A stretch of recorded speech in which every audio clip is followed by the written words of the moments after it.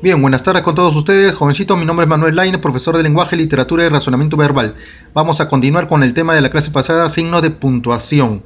Recordemos que habían varios signos que hemos mencionado, por ejemplo, el punto, que servía para separar oraciones y párrafos, el punto y coma para separar proposiciones, y la coma para separar palabras, frases, oraciones, proposiciones, los dos puntos, la paréntesis, que era para encerrar fechas, lugares, etcétera.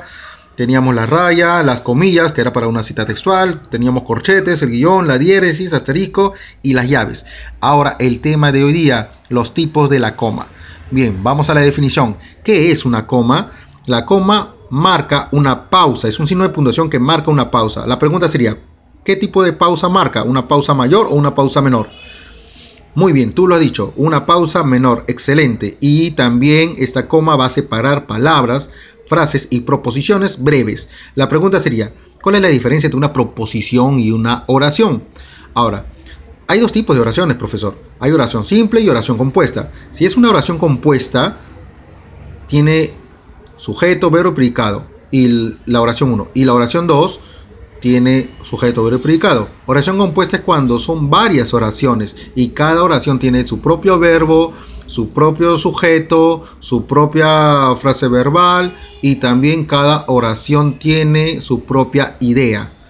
¿Ya? Tiene su propia idea. Ahora, vamos a los tipos de coma. Los tipos de coma pueden ser enumerativas, vocativas, hiperbática, incidental, elíptica, conjuntiva, etc. La coma enumerativa, su mismo nombre lo dice, que va a enumerar. Entonces, la coma es como una pausa. Como pausa, ¿qué es lo que va a hacer? Separar elementos. Elementos que cumplen la misma función. Por ejemplo, elementos que cumplen la misma función. Que cumple la misma función de nombre, adjetivo, verbo, proposición, frase, etc. Estos elementos que va a separar la coma enumerativa conforman una serie. Una serie, puede ser una serie de sustantivos. Por ejemplo, compró leche, coma, jamón, coma, queso y huevos. Ahí está. Entonces, hay una serie de alimentos de primera necesidad. Por ejemplo, que sea una serie de verbos. A ver, el mío Cid campeador. Luchó, batalló, peleó y ganó. ¿No? Luchó, coma, batalló, coma, peleó, coma, ganó. Una serie de verbos. Así también puede ser una serie de adjetivos, ¿no? Adjetivos, una serie de verbos, una serie de sustantivos, de proposiciones, una serie de frases, pero todas estas series tienen que cumplir la misma función. Esa es la característica de la coma enumerativa. Ahora, también hay algo importante con la coma enumerativa. Por ejemplo, si yo digo, compró leche, coma, jamón, coma, queso, coma, huevos, puntos suspensivos. También es válido porque la serie continúa. Otro ejemplo sería, compró leche, coma, jamón, coma, queso, coma, huevos, coma, etcétera. También es válido. Pero después de etcétera, siempre es su punto. Otro ejemplo sería, compró leche, coma, jamón, coma, queso, coma, huevos, punto. Bien, ahí no le coloco ningún conector. Y en el otro ejemplo, compró leche, coma, jamón, coma, queso, coma, huevos, coma, y se retiró de la bodega. Ese y se retiró de la bodega viene a ser otra idea. Por eso, como es otra idea, antes del conector copulativo y tiene que ir una coma. Necesariamente tiene que ir una coma. Bien, es diferente a compró leche, coma, jamón, coma, queso y huevos.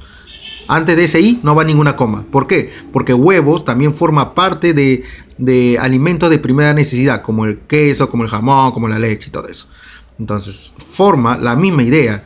El leche y jamón, hay una idea entre esos dos elementos. Queso, hay una idea. Huevos, hay una idea. La misma idea, continúan con la misma idea. En cambio, compró leche, coma, jamón, coma, queso, coma, huevos, coma, y se retiró de la bodega. Ahí hay otra idea, ¿no es cierto? Y se retiró de la bodega y viene a ser otra idea. Bien, vamos a la coma vocativa. En la coma vocativa, ¿qué es lo que va a separar la coma? Va a separar elementos que se refieren a un ser, a un receptor o a una frase. Por ejemplo, jóvenes, coma, terminen sus tareas.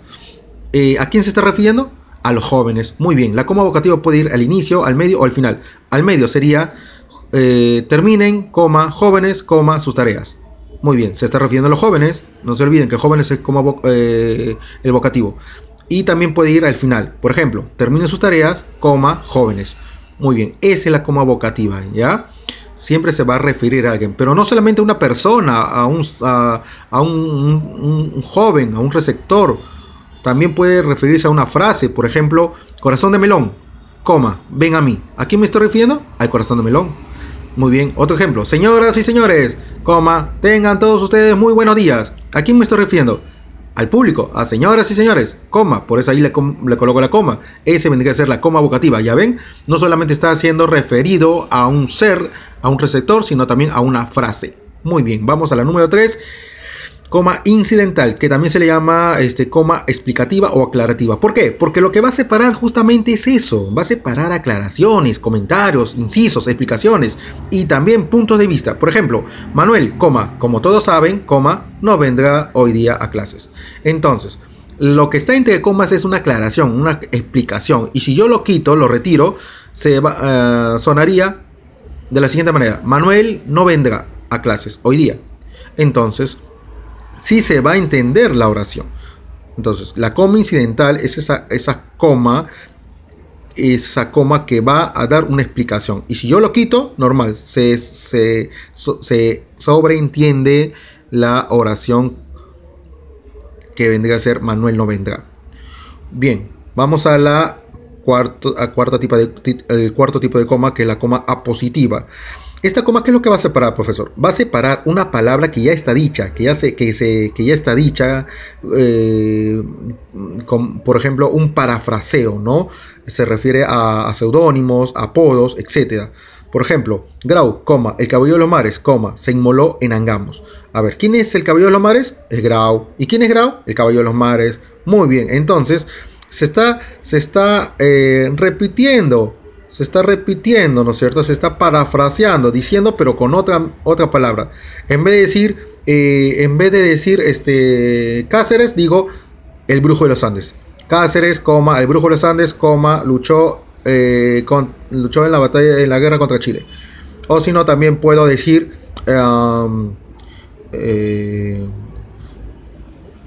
¿cómo se llama? Manuel González Prada, coma, el apóstol de la muerte, coma, escribe diversas estrofas de Francia, como los Triolet y los Rondel, ¿no es cierto? Entonces, siempre será una coma apositiva aquella que ya esté dicha, ¿no?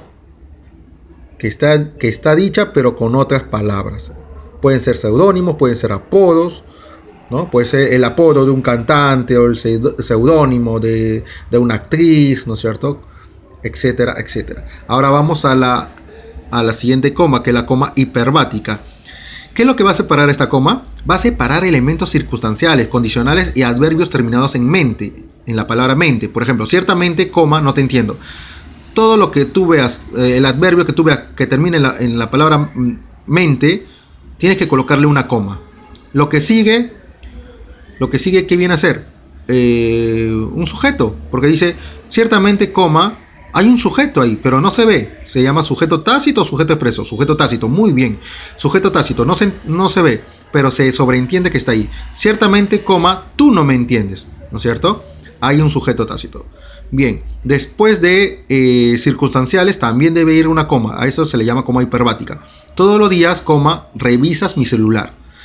Ahí también hay un sujeto tácito que no está presente, pero se sobreentiende. Todos los días, coma, tú revisas mi celular. Entonces, ¿cuál sería el complemento circunstancial de tiempo? Todos los días, claro, todos los días, coma, revisa mi celular, ¿no? Bien, puede ser circunstancial de tiempo, modo, lugar, aspecto, cualquier tema. Bien, ahora vamos al condicional. Si no te esfuerzas, coma, no ingresarás. Si no te esfuerzas, es una condición, ¿no? Si no te esfuerzas, coma, y hay un sujeto tácito también. Si no te esfuerzas, coma, tú no ingresarás. Pero no está el sujeto tácito, bien, se sobreentiende. Pero si ven una condicional, después de la condicional ya saben, pum, la coma. Ven un circunstancial, ¿qué colocan después? Pum, una coma. Si ven un adverbio terminado en mente, ¿qué colocan? Pum, una coma. Bien. Vamos a la sexta coma llamada elíptica. ¿Qué es lo que va a suprimir la coma elíptica? Suprime un verbo, una frase o un sustantivo para evitar la redundancia. Claro, en Grau, El cabello de la madre es como que había un parafraseo. Sí, parafraseo, se entiende, pero está dicho con otras palabras. Acá en la coma elíptica va a repetirse la misma palabra. Y como va a sonar lo mismo, va a sonar redundante, se va a sacar esa palabra y se va a colocar en su lugar una coma. No necesariamente tiene que ser un sustantivo, también puede ser un verbo, puede ser una frase. Por ejemplo, José escribe mucho y Manuel escribe poco. ¿Qué se repite? ¿El sustantivo o el verbo? José escribe mucho y Manuel escribe poco. Se repite el verbo, escribe. Muy bien, entonces voy a eliminar el verbo. ¿Pero qué verbo voy a eliminar? Voy a eliminar el primer verbo, la primera palabra o la palabra final. Voy a eliminar la palabra final. Y ahí en su lugar le coloco una coma. Y quedaría así. José escribe mucho y Manuel, coma, poco. Esa coma se está reemplazando al verbo escribe o al sujeto José. Al verbo escribe. Muy bien. La siguiente oración dice: José pide helado, punto y coma, Manuel, coma, galleta. Esa coma está reemplazando al sujeto José o al verbo pide. José pide helado, punto y coma, Manuel pide galleta. Pero en vez de poner pide, le he colocado una coma. Esa coma está reemplazando el verbo pide. Y en la anterior oración, la coma estaba reemplazando el verbo escribe. Vamos a la séptima coma llamada conjuntiva. Conjuntiva, la coma conjuntiva lo que va a separar son proposiciones que contengan un nexo. Nexo, la palabra clave acá es nexo. Nexo copulativo, adversativo, hilativo, explicativo. Bien, los copulativos, los nexos copulativos, ¿cuáles son? I, ni. Y te quiero, y te extraño, y te adoro, y. Siempre y. O el ni. Ni me busques, ni me llames, ni me toques, ni. Ahora, el ejemplo, ¿cuál sería? La ama demasiado, coma, pero es casado. Ya, entonces, hay un nexo aquí. Este nexo es adversativo. ¿Por qué? Porque adversativo viene de adversario, oposición, que se opone a todo lo que uno ha dicho antes. La ama demasiado, coma, pero es casado. ¿No? Coma, pero es casado. Siempre esa coma va a ir antes del nexo o después del nexo. Muy bien, va a ir antes del nexo. Pero si es un nexo que contiene dos palabras, por ejemplo, sin embargo, siempre va a ir la coma a ambos lados. Va a ir antes del sin embargo y después del sin embargo, ¿ya? Siempre cuando hay dos palabras, las comas va a ir a ambos lados. Por ejemplo, si yo digo, la ama demasiado, por lo tanto, se casa con ella. Entonces, por lo tanto, va a llevar una coma o va a llevar dos comas. Por lo tanto, ¿tiene una palabra o varias palabras? Por lo tanto, tiene varias palabras. Entonces, va a ir rodeado de comas, ¿no? Va a ir rodeado de comas. Una coma antes y una coma después. Pero si fuera una sola palabrita, ahí tendría que ir una sola coma. Por ejemplo, acá, estudié mucho, coma, sin embargo, coma, no ingresé. Oh, qué pena, no ingresó. Pero sí va a colocar las dos comas, una coma antes de sin embargo y una coma después de sin embargo. Muy bien, chicos, excelente. Entonces, como ustedes saben, cualquier duda, inquietud, ya saben, no dejen de llamar al 932-414-489 y nosotros, yo solo estaré gustoso de poder atender todas sus dudas en cuanto a los signos de puntuación. Ya, mi nombre es Manuel Lainez y tengan todos ustedes muy buenas tardes. Chao, nos vemos.